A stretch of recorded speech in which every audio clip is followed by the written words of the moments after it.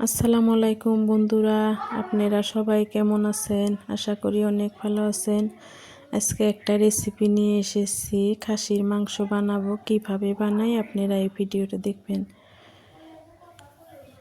সব মশলাগুলো দিয়ে আমি মাংসটা ভালোভাবে মাখায় নিচ্ছি। আমি আজকে মাটির চুলায় বানাবো খাসির মাংসটা। দেখেন, মাটির চুলায় কড়াইটা দিয়ে দিলাম। কড়াইটা গরম হলো, তেজপাতা, গোটা জিরা আর পেঁয়াজ কুচি দিয়ে দিলাম।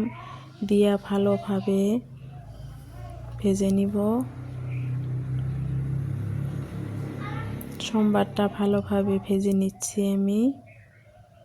আশা করি আপনাদের ভিডিওটা ভালো লাগবে। আপনারা যদি ভালো লাগে লাইক কমেন্ট শেয়ার করেন, সাবস্ক্রাইব করে দিয়েন, নতুন বন্ধু হয়েন।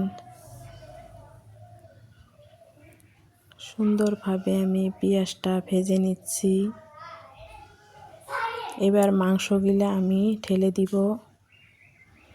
দেখেন, মাংস দিয়ে দিলাম। এবার ভালোভাবে কষাইয়ে নিব।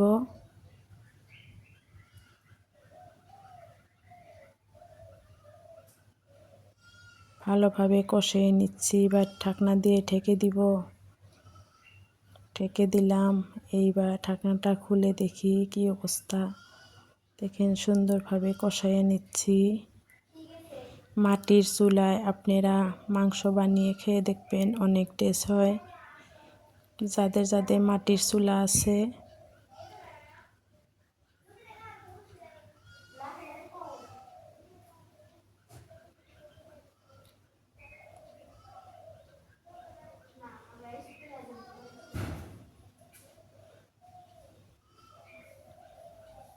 মাংসটা দেখেন আমার কষানো প্রায় হয়ে গেছে। এবার ঝোলের পানি দিয়ে দিব।